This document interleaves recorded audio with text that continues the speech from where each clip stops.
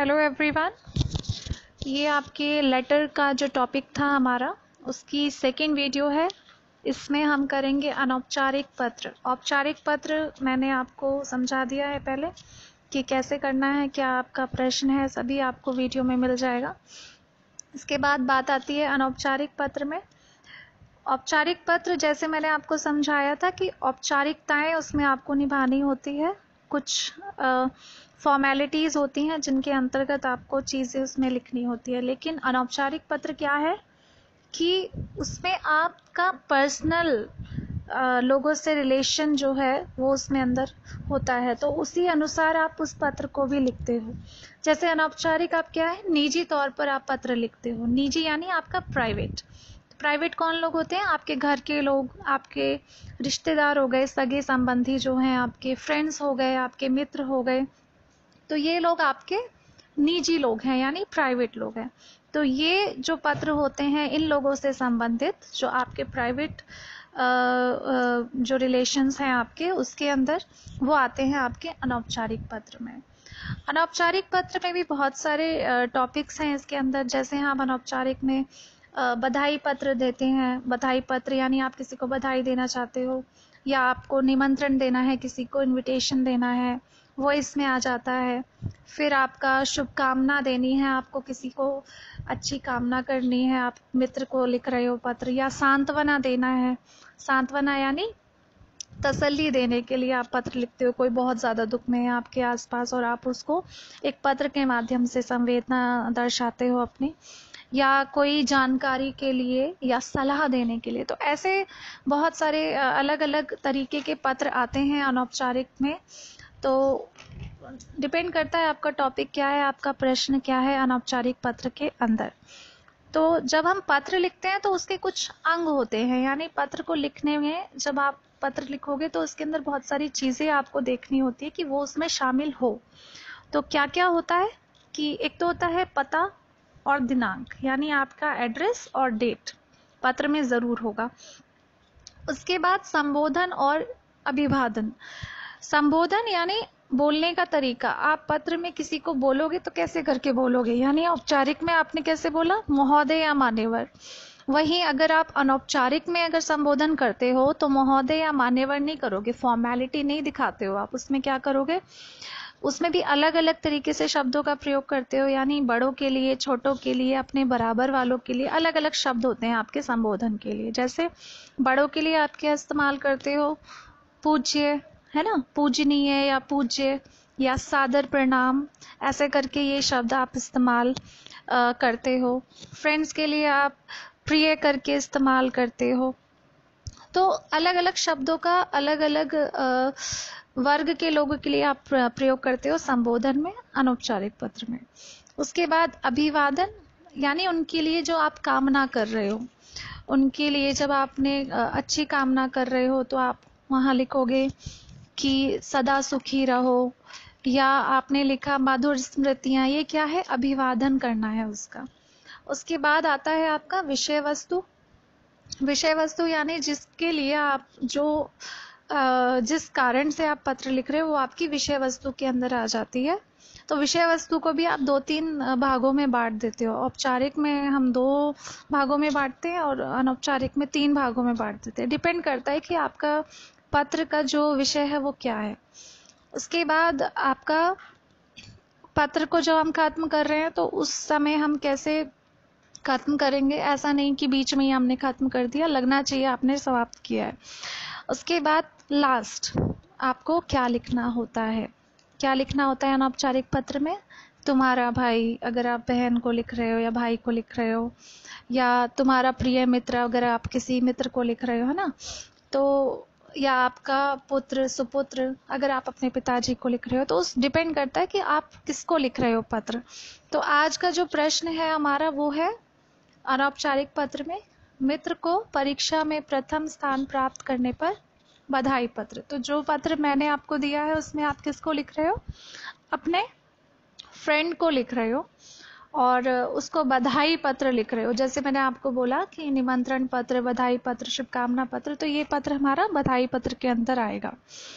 तो जैसे मैंने आपको फॉर्मेट बताया वैसे ही आपको लिखना है। सबसे पहले आपको दिख रहा है कि मैंने क्या लिखा है, पता, यानी जिसने भेजा है आपका एड्रेस आएगा, मकान नंबर, सबसे पहले हाउस नंबर, फिर उसके बाद जिस कॉलोनी में या सोसाइटी में या किसी ब्लॉक में, वो सेकंड नंबर पे आएगा। मैंने लिख दिया अल्फा 2। मैंने बहुत इजी सा एड्रेस लिया है जिससे आपको इजी रहे समझने में। फिर आपका शहर का नाम थर्ड लाइन में, ग्रेटर नोएडा, और किस राज्य में आप रहते हो, उत्तर प्रदेश। एक लाइन छोड़ के फिर आप लिखोगे दिनांक, डेट आ जाएगी आपकी। उसके बाद एक लाइन छोड़नी है दोबारा जिससे आपकी डेट अलग दिखे। ये इसलिए भी होता है कि सब चीज़ आपस में मिल ना जाए। लाइन्स आप छोड़ते हो तो साफ सुथरा तो लगता ही है देखने में, इसलिए भी लगता है कि आपका पता चले कि ऊपर वाला आपका एड्रेस अलग दिखाई दे, आपकी डेट अलग दिखाई दे, फिर आपका संबोधन अलग दिखाई दे, तो अलग अलग दिखाई दे चीज़ें, तो वो अच्छा भी लगता है और साफ सुथरा पढ़ने में भी आप समझ आती हैं चीज़ें। उसके बाद जैसे मैंने आपको बताया था कि संबोधन आपने क्या करके किया है यहाँ पे, प्रिय मित्र, है ना। तो प्रिय मित्र गौरव, ज़रूरी नहीं है नाम लिखना, लेकिन मैंने लिख दिया है। आप चाहो तो लिख सकते हो, नहीं भी लिख सकते हो, आपकी मर्जी। प्रिय मित्र करके भी आप उसको भेज सकते हो पत्र, कोई ज़रूरी नहीं है गौरव लिखना या नाम लिखना। उसके बाद मधुर स्मृतियाँ, ये अभिवादन हो गया। मैंने जैसे आपको बताया कि हम ये भी लिख सकते थे कि सदा खुश रहो, या सदा प्रसन्न रहो, या सदा सुखी रहो, कुछ भी जो आपको लगता है अभिवादन आपको करना चाहिए उसका।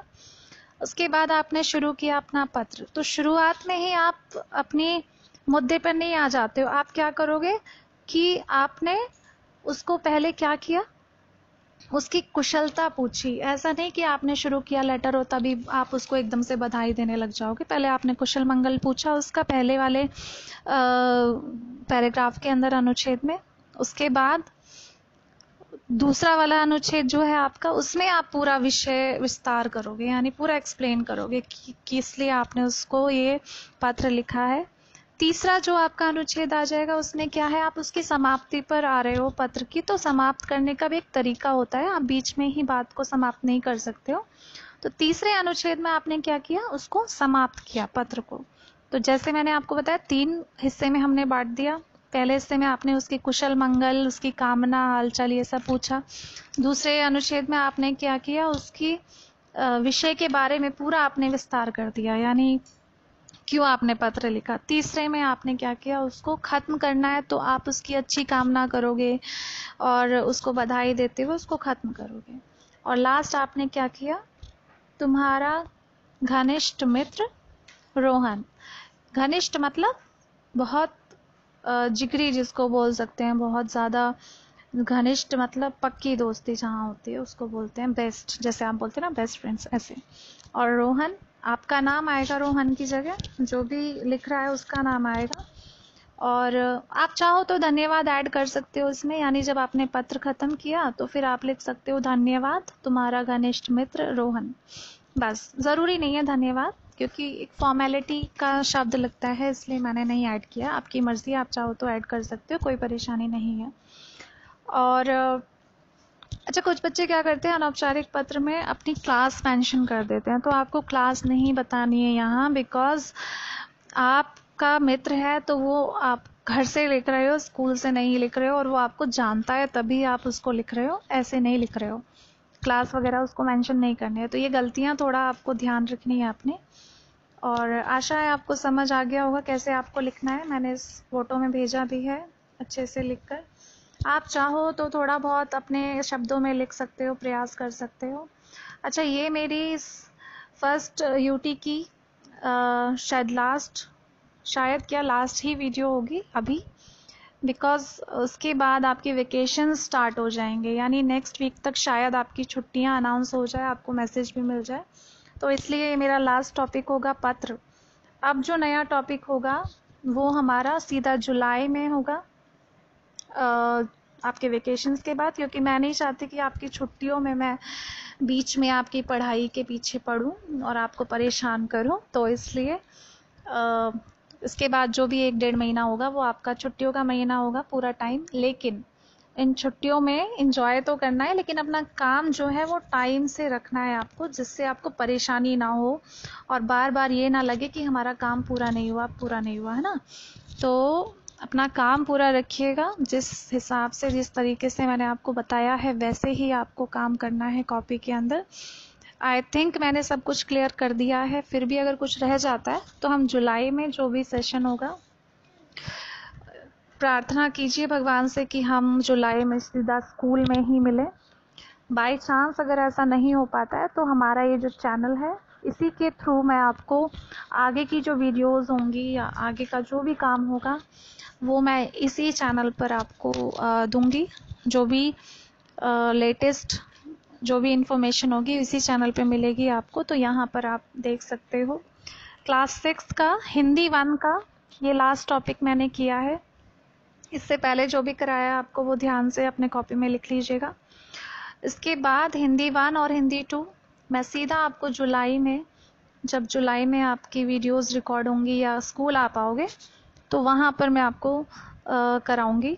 तो ध्यान रखिएगा, अपना टाइम से काम रखना है।